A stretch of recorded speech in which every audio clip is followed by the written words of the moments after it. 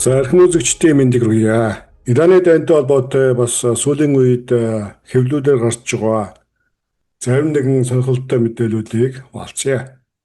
За мэдээж Персийн болон Иран орчимд болж байгаа үйл явдал бол тоомлох боломжгүй нөхцөл байдал цаг тутамд өөрчлөгдөж байна. За тухайлбал өнгөрсөн хугацаанд хоёр орны байгуулсан гал зогсоох ойлголцлын бичиг бол үндсэндээ цаасан дээр үлдэж улмаар хоёр орны хувьд дайны байдалд шилжсэн байдаг. За өнгөрсөн 7 хоногийн Баасан гариг хүртэл Америк нэгдсэн улсын агаарын хүчин бол Ираны цэргийн байгууламжуудыг 13 шөнийн турш дараалан бөмбөгдсөн ийм үйл явдал болсон байна. За үүний хариуд бол мэдээж Иран улсын хувьд цорын ганц хүзэр болсон Хормузын хоолойг хааж улмаар Америк нэгдсэн улсын тэнгисийн цэргийн хувьд мөн өмнө нь хэрэгжүүлж байсан Ираны бомбоос гарч байгаа болон Ираны бомбыг чиглэсэн далайн тээврийн хөдөлгөөнийг хаасан ийм байдалтай байна. За үндсэндээ товчхон дүгнжлэхэд Трампын хувьд Ираны хавханд ороод өнөөдрийн байдлаар 149 хоног болж байна. За бид бүхэн мэдж байгаа энэ оны 2 сарын 28-нд Америкийн гөлөгч Трамп бол Хятад улсад хийхээс өмнөх бэлтгэл болгож Иран руу ямар нэгэн бодлого төлөвлөгөөгүйгээр шууд дайран орсон.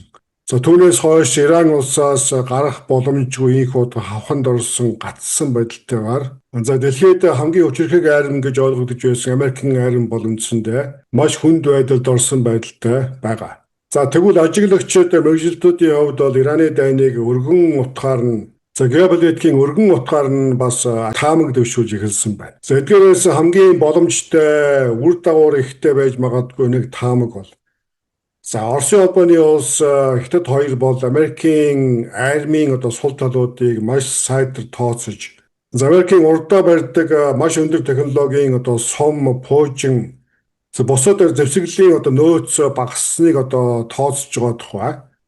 За тиймээс Америкийн айрамд үүссэн энэхүү зэвсэг сум пуужингийн дутагдал сул талуудыг ашиглаж улмаар Украин болон цаашлаад 50-ны зөвхөд цэрэг дайны ажиллагаа өргөтгөх ийм төлөвлөгөө хийж байж магадгүй тухай таамаг дэвшүүлж байна. Америкийн айрам бол өндөр технологийн сум пуужин хамгийн гол нь Патриот зэрэг пуужингаас хамгаалах системийн нөөц маш багассан гэдэг ийм мэдээлэл нь дэлхийд дахинд нэгэнт нууц биш болоод байгаа. За үүнийг бол саяын 13 өдрийн байлдааны явцад хэвлүүдээр маш тодорхой мэдээлж байлаа. За тухайлбал Америкийн айрам бол Ираны харуулсан зарим пуужинг харанхуйгүй шууд чөлөөтэй өнгөрөөж байсан. Энэ бол Америкийн байршлуудад цэргийн баазуудад тусгааргүй бол пуужинг харуулж устгахгүйгээр өнгөрөөж байсан гэдэг ийм мэдээллийг Нью-Йорк Таймс зэрэг цонд бол мэдээлсэн байна. За үүнийг бол Патриот пуужингийн нөөцөө хадгалах тактик байсан гэж мэдээлж байна.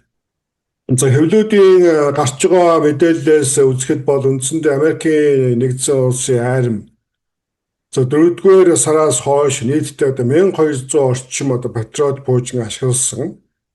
За бид бүхэн мэдж байгаа нэг пуужингийн өртөг бол үндсэндээ 4 сая орчим доллар хэмжигддэг. За энэ ч утгаараа эдийн засгийн болон технологийн боломжийн хувьд Патриот пуужинг бууны сумтай адилхан олноор үйлдвэрлэх боломжгүй. За дайнаас өмнөх нөөцөд буцаж очиход маш их хугацаа шаардна гэдэг ийм тооцооллыг мэргэжилтүүд бол хийж байгаа. За тиймээс товчхонд Трампын хувьд Ираны хавханд 150 орчим хонож энэ хугацаанд өөрсдийн армийн нөөцөнд байсан чухал стратегийн пуужингуудын нөөц нь дундарч байгаа тухай мэдээлэл байна. За сая 13 өдөр Иранд өгсөн агаарын цохилтыг зогсоох ийм шийдвэр нь бол Ирантай явуулж байгаа хэлэлцээр амжилттай болж байгаа гэхээс илүүтэй стратегийн чухал сум пуужингийн нөөцөө хадгалах ийм зорилготой байсан тухай бас хэвлүүдээр мэдээлж байгаамаа. За энэ тухай бас CNN дээр тодорхой мэдээллийг бол гаргаж байгаа. Америкийн айрам бол үндсэндээ зэвсэглэлд байсан THAAD гэх баллистик пуужингаас хамгаалах системийн талаас илүү хувийг ашигласан тухай. За мөн агаарын довтлохоороос хамгаалах патриот пуужингийн тэн агсыг ашигласан. За улмаар Томахавк пуужингийнхаа 30%-ийг ашигласан тухай зэрэг ийм тооцооллыг бол хийж байгаа.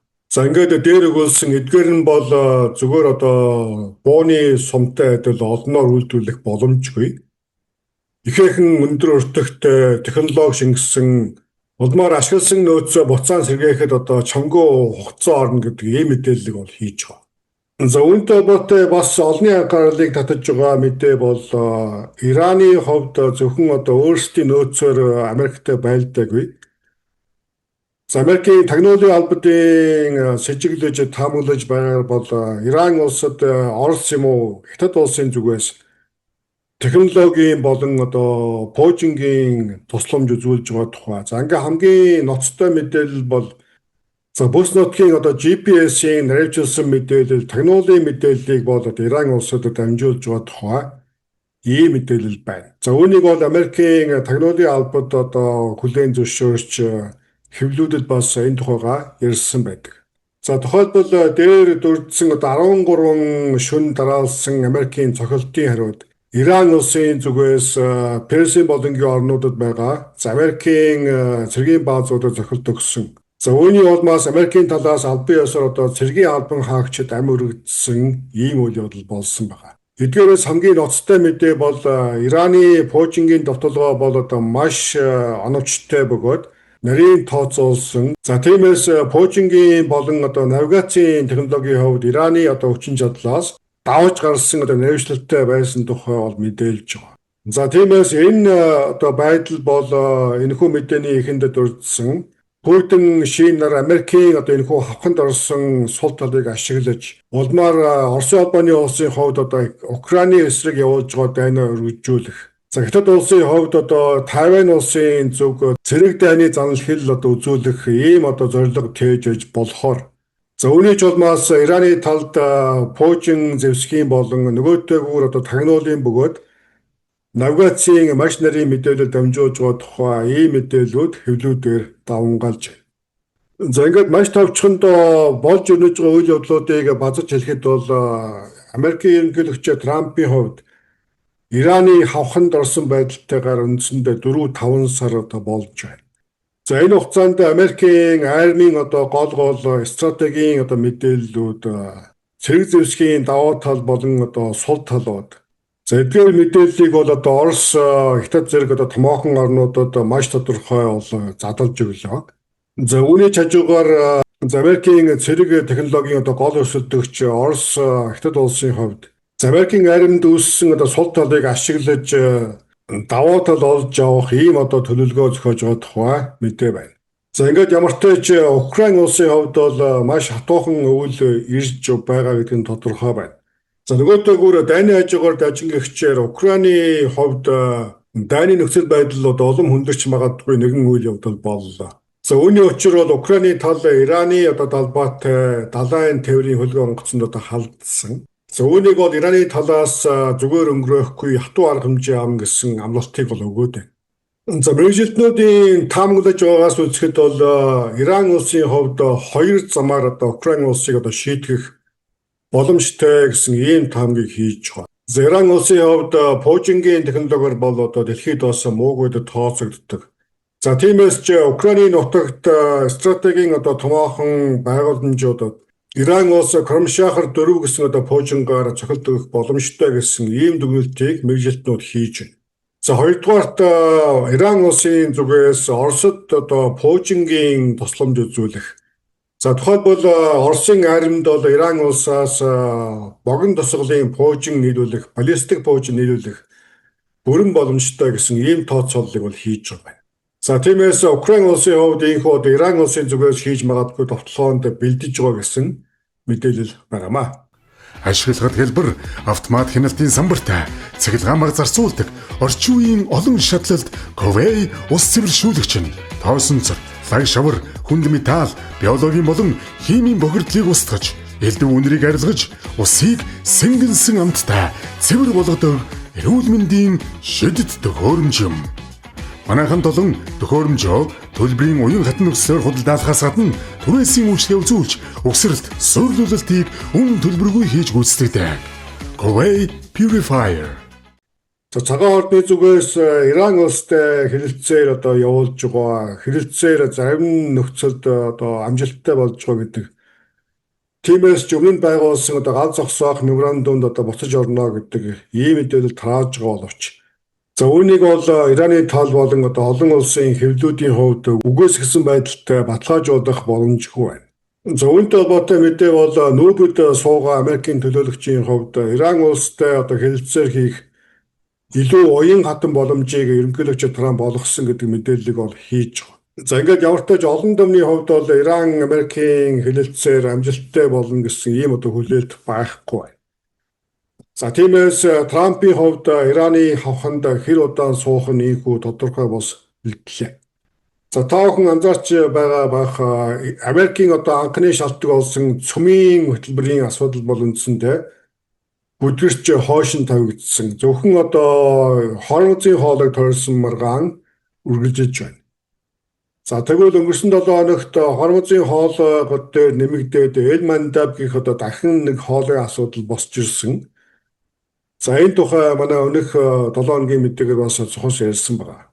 За Америкийн 13 өдөр үргэлжилсэн одоо цохилтын хариуд бол Ираны одоо дэмжлэгтэй Хьюти бүлэглэлийн зүгээс за Йемений эрэг дагуух Эльмандаб гэх хоолойг бас дахин хааж байгаа тухай энэ хоолойгоор өнгөрсөн далайн тээвэрт занал хийлж пуужин харуулж эхэлсэн байна. За тиймээс Трампын хувьд хормозын хоолой дээр нэмэгдээд дахин одоо Йемений орчимд энэхүү Эльмандаб гэх хоолой одоо асуудалтай тулгарч байгаа нь ойлгомжтой. За эдгээрээс дүгнж үзэхэд Ираны одоо бүсэд эхлүүлсэн Трампын дайн бол тийм жамархан одоо дуусахааргүй. За ийм байдалтай байна. За ингээд ямар ч тач Ираны орчимд өрнөж байгаа дайн дажинтай холбоотой өнөөдрийн байдлаар бас олонний анхаарлыг татаж сонирхол дагуулсан мэдээллийг та бүхэнтэй хуваалцлаа. Анхаарлаа хандуулсан үзэгч та бүхэндээ баярлалаа. Дараагийн мэдээгээр удахгүй болъё. Санхүү даатгалын мэдээллийг сургаар биш их сурвалжаас нь бид танд хүргэнэ.